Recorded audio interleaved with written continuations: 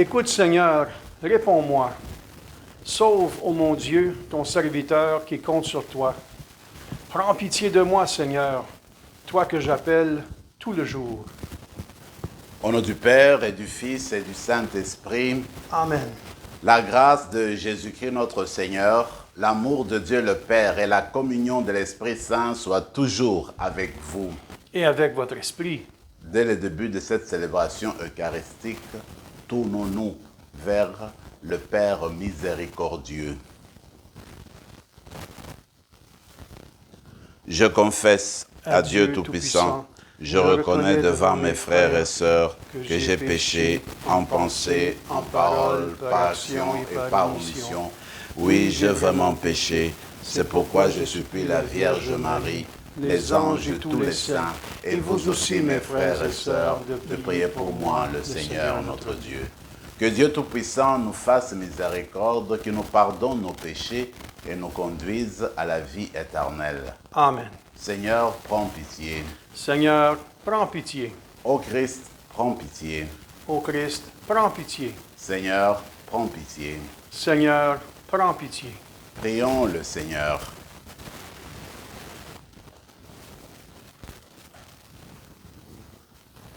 Dieu qui peut mettre au cœur de tes fidèles un unique désir, donne à ton peuple d'aimer ce que tu commandes et d'attendre ce que tu promets, pour qu'au milieu des changements de ce monde, nos cœurs s'établissent fermement, là où se trouvent les vraies joies.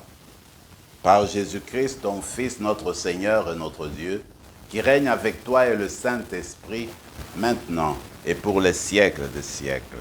Amen.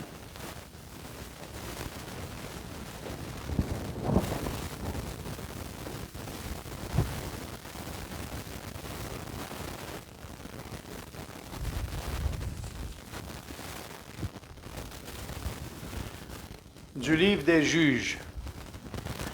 En ces jours-là, l'ange du Seigneur vint s'asseoir sous le térébinthe d'Ophra, qui appartenait à Joas, de la famille Abiézer. Gédéon, son fils, battait le blé dans le pressoir pour le soustraire au pillage des Madianites. L'ange du Seigneur lui apparut et lui dit: « Le Seigneur est avec toi, vaillant guerrier. » Gédéon lui répondit: « Partons, mon Seigneur. Si le Seigneur est avec nous, pourquoi tout ceci nous est-il arrivé? Que sont devenus tous ces prodiges que nous ont racontés nos pères? Ils nous disaient: est-ce que le Seigneur ne nous a pas fait monter d'Égypte? Mais aujourd'hui, le Seigneur nous a abandonnés, en nous livrant au pouvoir de Madian. » Alors le Seigneur regarda Gédéon et lui dit: « Avec la force qui est en toi, va sauver Israël du pouvoir de Madian. N'est-ce pas moi qui t'envoie? » Gédéon reprit: « Pardon, mon Seigneur, comment sauverai-je Israël? Mon clan est le plus faible dans la tribu de Manassé, et moi, je suis le plus petit dans la maison de mon père. » Le Seigneur lui répondit: « Je serai avec toi, et tu battras les Madianites comme s'ils n'étaient qu'un seul homme. » Et Gédéon lui dit: « Si j'ai trouvé grâce à tes yeux, donne-moi un signe que c'est bien toi qui me parles. Ne t'éloigne pas d'ici avant que je revienne vers toi.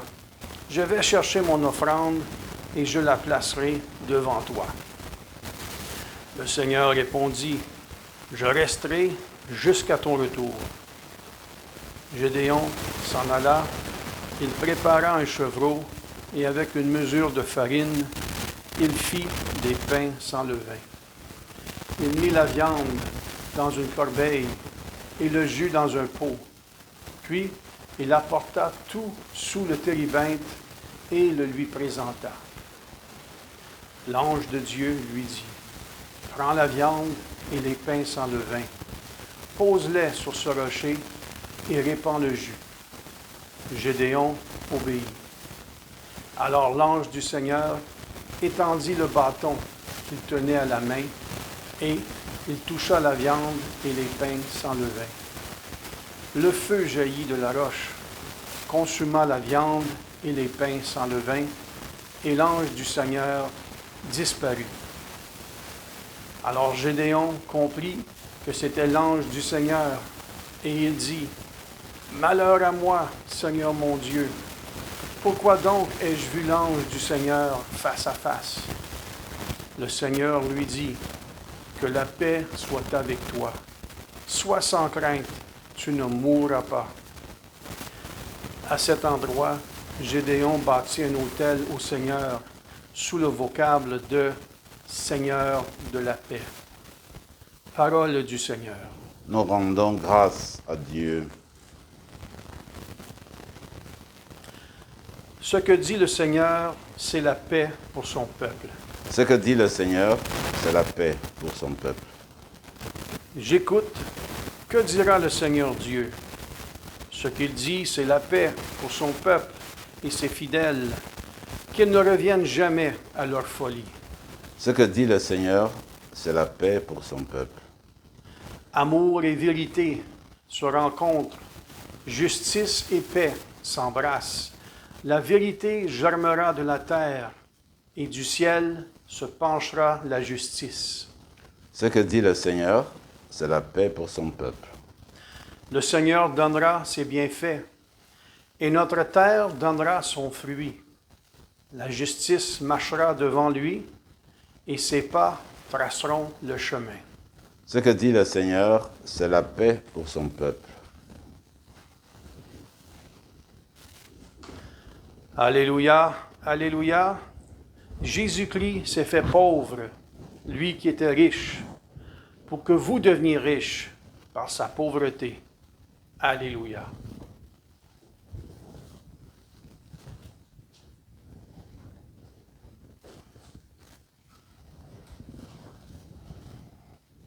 Le Seigneur soit avec vous. Et avec votre esprit.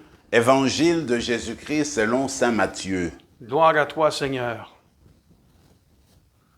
En ce temps-là, Jésus disait à ses disciples, « Amen, je vous le dis, un riche entrera difficilement dans le royaume des cieux. Je vous le répète, il est plus facile à un chameau de passer par un trou d'aiguille qu'à un riche d'entrer dans le royaume des cieux. » Entendant ces paroles, les disciples furent profondément déconcertés. Ils disaient, « Qui donc peut être sauvé ?» Jésus posa sur eux son regard et dit, « Pour les hommes, c'est impossible, mais pour Dieu, tout est possible. » Alors, Pierre prit la parole et dit à Jésus, « Voici que nous avons tout quitté pour te suivre. Quelle sera donc notre part ?»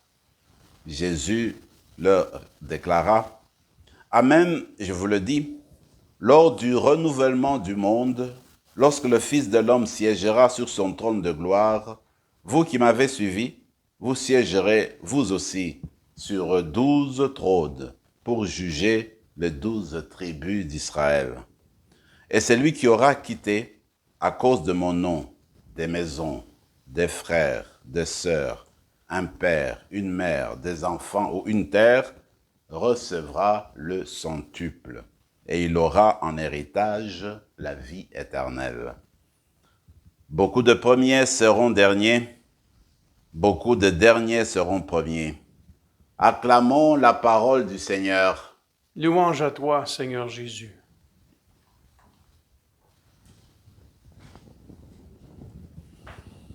Nous avons commencé depuis quelque temps le livre des juges. En fait, s'il faut se rappeler, du point de vue historique, Israël est arrivé en terre promise, nous disent les historiens, autour de 1200 avant Jésus-Christ. Alors il a fallu s'organiser, vivre sur cette terre, cette nouvelle terre. Israël, qui a été conduit par Josué, s'est établi donc sur cette nouvelle terre. Et voilà que quelque temps après, le peuple n'a pas fait longtemps, les fils et les filles d'Israël se sont détournés de Dieu et Ils ont commencé à vivre en suivant les coutumes des peuples avoisinants. Aussi, ils ont pratiquement mis de côté la parole de Dieu. Et ce qui est pire, c'est qu'ils ont commencé à adorer les dieux des peuples étrangers. Alors, quand ils ont commencé à adopter cette orientation-là, ce comportement-là, Israël a commencé à se désagréger, a commencé à s'affaiblir. Ses ennemis sont venus et Israël a toujours été vaincu parce qu'il s'est affaibli, il s'est désagrégé. Maintenant, le Seigneur qui est toujours un Dieu de miséricorde, un Dieu qui veut toujours du bien à Israël, un Dieu qui a fait des promesses à leur père, Abraham, Isaac et Jacob, eh bien le Seigneur va commencer à leur envoyer ce qu'on appelle les juges pour les relever et les organiser en vue de continuer toujours leur cheminement jusqu'au moment où son fils viendra. Alors qu'est-ce qui se passe? Bien, le Seigneur, chaque fois qu'Israël est en crise, il va lui produire ce qu'on appelle un juge pour le faire sortir de la crise. Alors, dans le récit d'aujourd'hui, nous avons le juge qu'on appelle Gédéon. Mais qu'est-ce qui est arrivé? À ce moment-là, eh bien, Israël était sous le joug de cette armée puissante des Madianites. Alors, Israël était comme réduit en esclavage. Il était sous la domination de Médianites. Alors, que faire? Alors, c'est ainsi que l'Israël s'est découragé d'abord. Il s'est rendu compte qu'il a été infidèle envers Dieu. Et puis, il s'est rendu compte que, probablement que ce même Dieu l'avait abandonné complètement. Alors, il n'avait plus rien à faire. Israël vivait dans le désespoir. Alors, le Seigneur fait un pas vers Israël. Il va voir Gédéon, qui est encore très jeune. Et puis, il dit, Gédéon, je t'envoie en mission. Je veux que tu conduises mon peuple à la libération, que tu conduises mon peuple à la victoire. Lui, jeune homme, il ne comprend rien. Il n'a pas de force. Il est le plus jeune de la famille. Il est d'un clan qui est très faible dans la tribu de Manassé. Il n'en revient pas qu'on lui demande ces services-là. Mais le Seigneur le rassure. Je serai avec toi. Je vais te conduire à la victoire.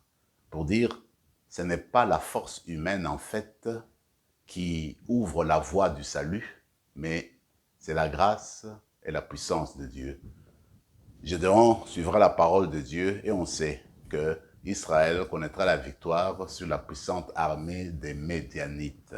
Mais en fait, quand on réfléchit sur ces récits-là, nous ne pouvons pas ne pas jeter un coup d'œil, réfléchir sur notre propre dessein, sur notre propre mission, parce qu'encore aujourd'hui, dans le monde d'aujourd'hui, le Seigneur nous envoie une mission spécifique pour annoncer sa présence, pour annoncer son amour sans mesure à tous les hommes et à toutes les femmes de la terre. Et cette mission-là, en fait, nous devons la vivre, la montrer par notre attitude, par nos paroles, par nos actions. Et on peut se dire, mais comment est-ce que moi je vais y arriver dans ce monde-ci où les gens s'enferment, ne veulent plus entendre parler de Dieu? Mais en fait, nous oublions souvent et que c'est Dieu qui nous conduit, c'est Dieu qui réalise cela. Nous regardons notre inaptitude, nous regardons notre faiblesse et notre jeunesse, et puis nous nous disons manque d'expérience, nous nous disons on ne va pas y arriver. À la manière de Gédéon, faisons confiance au Seigneur et abandonnons dans ses mains. Lui va nous conduire à la réalisation de sa mission, nous les baptisés. Donc faisons confiance toujours au Seigneur. D'ailleurs, je pensais dernièrement, avec ce qui arrive en Haïti, les situations difficiles pour le moment. Alors, à supposer que toi, nous sommes là-bas et nous devons annoncer Jésus-Christ. C'est seulement qu'on va dire comment je vais m'y prendre ici. Comment je vais annoncer Jésus-Christ dans ces drames, dans ces difficultés? Qu'est-ce que je vais dire? Encore là, il faut se tourner vers Dieu et se laisser inspirer par lui pour qu'il te donne la puissance, il te donne sa sagesse en vue de t'adresser au peuple qui souffre, au peuple qui est démuni. Continuons notre célébration en réfléchissant sur l'évangile très rapidement, parce que l'évangile porte sur les richesses. Alors, en fait, en gros, le Seigneur veut simplement dire, quand on accumule les richesses, quand on veut acquérir les richesses en surabondance, quand on en fait la priorité dans sa vie, à ce moment-là, on se détourne carrément de Dieu et on évacue en nous l'alliance de Dieu, on évacue de nous, on évacue tout, en fait, qui nous conduit à la vie de communion avec Dieu. On évacue le sens du respect et finalement, on ne voit que les riches, on ne voit que les richesses, on ne porte le respect que sur les riches et les autres personnes autour, ça ne dit rien parce que notre concentration se trouve sur les biens matériels. Alors c'est dans ce moment-là que le Seigneur dit que celui qui met son cœur sur le bien matériel, celui-là aura de la difficulté, ça sera difficile pour lui d'avoir accès au royaume de Dieu. Remarquez bien, le Seigneur ne dit pas ça sera impossible pour lui, ça sera difficile pour lui pour entrer dans le royaume des cieux. Donc, comme pour dire, la richesse comme telle, on peut la voir. La richesse comme telle est neutre. Les biens matériels sont neutres. C'est notre attitude, notre manière de les utiliser, d'en faire usage. À supposer que quelqu'un a des biens matériels en abondance. Il prend ces biens matériels-là, il les met au service de sa population, au service de son quartier, au service du bien commun. Il vient en aide aux démunis, aux malades, il rend service, il partage. Mais cette personne-là vit de ses richesses en les partageant avec les autres. Son cœur ne se trouve pas sur les richesses. Les richesses sont neutres, comme je disais. Lui le prend et il l'en fait, n'est-ce pas, une manière de vivre, de partager la vie nouvelle, la vie d'enfant de Dieu, la vie de charité. Par contre, quand on prend la richesse et on s'en sert, et même pour écraser les autres, on oublie les autres, à ce moment-là, on s'éloigne du royaume de Dieu. Alors vous et moi, nous sommes invités aujourd'hui à revoir notre attitude envers les biens matériels. Le peu que nous avons, nous nous en servons évidemment pour notre épanouissement, mais ne l'oublions pas, il ne faut jamais garder sa main fermée. Il faut savoir l'ouvrir quand le moment l'indique, quand le besoin se font sentir pour partager un tout petit peu de ce que nous avons. Parce que ce qui compte finalement, c'est notre cœur, c'est la richesse que nous avons qui est Dieu. C'est ça la grande richesse. Et ce que nous avons les autres là, bon, Dieu nous le donne pour nous entraider.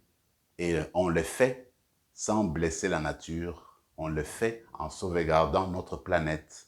Alors prions dans la célébration d'aujourd'hui pour qu'on redécouvre le trésor, l'unique trésor de nos vies qui est Dieu. Et que le Seigneur nous apprenne à ouvrir davantage nos mains pour partager ce que nous sommes et ce que nous avons. Amen. Amen.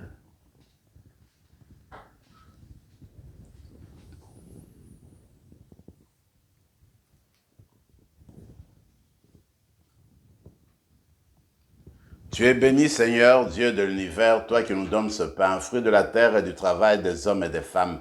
Nous te le présentons, il deviendra le pain de la vie. Béni soit Dieu, maintenant et toujours.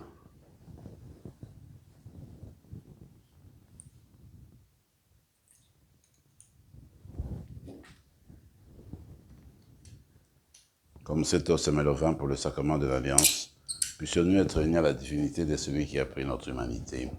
Tu es béni, Seigneur, Dieu de l'univers, toi qui nous donnes ce vin, fruit de la vigne et du travail des hommes et des femmes. Nous te le présentons, il deviendra le vin du royaume éternel. Béni soit Dieu, maintenant et toujours. Humbles et pauvres, nous te supplions, Seigneur, accueille-nous, que notre sacrifice en ce jour trouve grâce devant toi. Lave-nous de nos fautes, Seigneur, purifie-nous de nos péchés. Prions ensemble, mes frères et mes sœurs, au moment d'offrir le sacrifice de toute l'Église. Pour la gloire de Dieu et le salut du monde. Par l'unique sacrifice de la croix, tu t'es donné, Père très bon, un peuple de fils et de filles. Accorde-nous, dans ton Église, la grâce de l'unité et de la paix. Par Jésus le Christ, notre Seigneur. Amen. Le Seigneur soit avec vous. Et avec votre esprit, Élevons notre cœur. nous le tournons vers le Seigneur. Rendons grâce au Seigneur, notre Dieu. Cela est juste et bon.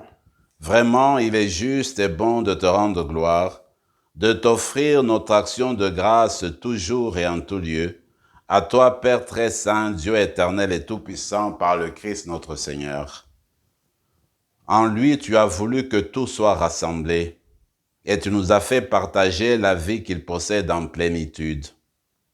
Lui qui est vraiment Dieu, il s'est anéanti pour donner au monde la paix, par le sang de sa croix. Élevé au-dessus de toute créature, il est maintenant le salut pour tous ceux et celles qui écoutent sa voix. C'est pourquoi, avec les anges et les archanges, avec les puissances d'en haut et tous les esprits bienheureux, nous chantons l'hymne de ta gloire et sans fin, nous proclamons. Saint, Saint, Saint, le Seigneur, Dieu de l'univers. Le ciel et la terre sont remplis de ta gloire. Hosanna au plus haut des cieux. Béni soit celui qui vient au nom du Seigneur. Hosanna au plus haut des cieux.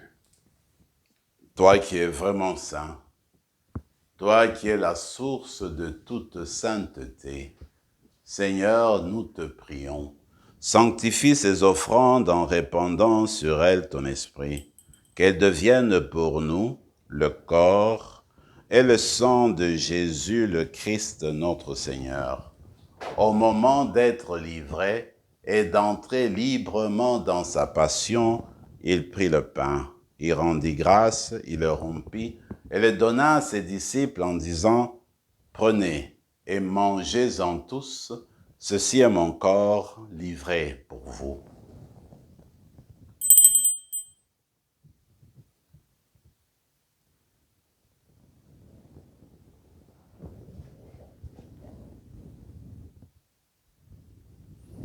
De même, à la fin du repas, il prit la coupe. De nouveau, il rendit grâce et la donna à ses disciples en disant « Prenez et buvez-en tous, car ceci est la coupe de mon sang, le sang de l'alliance nouvelle et éternelle, qui sera versé pour vous et pour la multitude en rémission des péchés. Vous ferez cela en mémoire de moi. »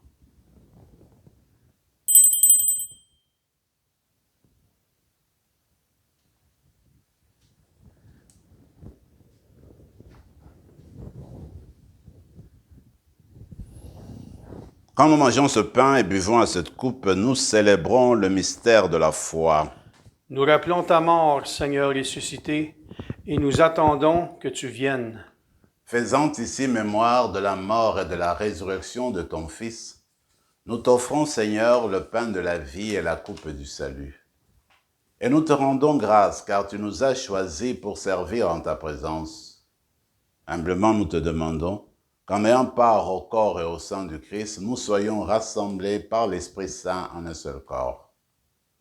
Souviens-toi, Seigneur, de ton Église répandue à travers le monde. Fais-la grandir dans ta charité avec le pape François, notre évêque Marcel et tous ceux qui ont la charge de ton peuple. Souviens-toi aussi de nos frères et sœurs qui se sont endormis dans l'espérance de la résurrection et de tous les hommes, de toutes les femmes qui ont quitté cette vie. Reçois-les dans ta lumière auprès de toi. Sur nous tous, enfin, nous implorons ta bonté. Permets qu'avec la Vierge Marie, la bienheureuse Mère de Dieu, avec Saint Joseph, son époux, avec les apôtres, Saint Rémy et les saints de tous les temps qui ont vécu dans ton amitié, nous ayons part à la vie éternelle et que nous chantions ta louange par Jésus-Christ, ton Fils bien-aimé. Par lui, avec lui et en lui, à toi, Dieu le Père Tout-Puissant, dans l'unité du Saint-Esprit, tout honneur et toute gloire pour les siècles des siècles. Amen. Unis dans le même esprit, nous pouvons dire avec confiance la prière que nous avons reçue du Sauveur. Notre Père qui es aux cieux, que ton nom soit sanctifié, que ton règne vienne, que ta volonté soit faite sur la terre comme au ciel. Donne-nous aujourd'hui notre pain de ce jour. Pardonne-nous nos offenses comme nous pardonnons aussi à ceux qui nous ont offensés. Et ne nous laisse pas entrer en tentation, mais délivre-nous du mal. Délivre-nous de tout mal, Seigneur, et donne la paix à notre temps. Par ta miséricorde, libère-nous du péché. Rassure-nous devant les épreuves en cette vie, où nous espérons le bonheur que tu promets, et l'avènement de Jésus-Christ, notre Sauveur. Car c'est à toi qu'appartiennent le règne, la puissance et la gloire pour les siècles des siècles. Seigneur Jésus-Christ, tu as dit à tes apôtres, je vous laisse la paix, je vous donne ma paix. Ne regarde pas nos péchés, mais la foi de ton Église. Pour que ta volonté s'accomplisse, donne-lui toujours cette paix et conduis-la vers l'unité parfaite. toi qui règnes pour les siècles des siècles. Amen. Que la paix du Seigneur soit toujours avec vous. Et avec votre esprit, Agneau de Dieu, qui enlève le péché du monde, prends pitié de nous. Agneau de Dieu, qui enlève le péché du monde, prends pitié de nous. Agneau de Dieu, qui enlève le péché du monde, donne-nous la paix. Seigneur Jésus-Christ, que cette communion à ton corps et à ton sang n'entraîne pour nous ni jugement ni condamnation, et que soutienne notre esprit et notre corps et nous donne la guérison. Heureux les invités au repas du Seigneur, voici notre richesse, l'agneau de Dieu qui enlève le péché du monde. Seigneur, je ne suis pas digne de te recevoir, mais dis seulement une parole, et je serai guéri. Que le corps et le sang du Christ nous gardent pour la vie éternelle. Amen.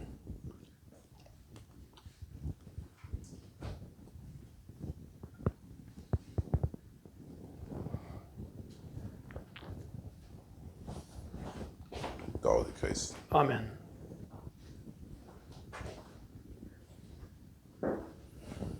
Nous venons de recevoir le Seigneur dans nos cœurs, c'est lui notre vraie richesse. Gardons quelques moments de silence pour lui parler.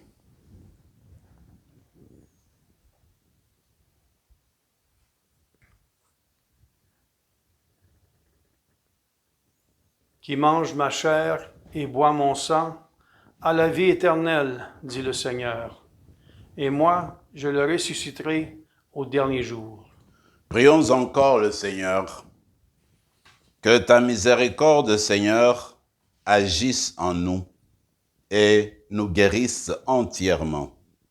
Transforme-nous par ta grâce et rends-nous si généreux que nous puissions te plaire en toutes choses. Par Jésus le Christ, notre Seigneur. Amen. Le Seigneur soit avec vous Et avec votre esprit. et que Dieu Tout-Puissant vous bénisse, le Père, le Fils et le Saint-Esprit. Amen. Allez dans la paix du Christ. Nous rendons grâce à Dieu.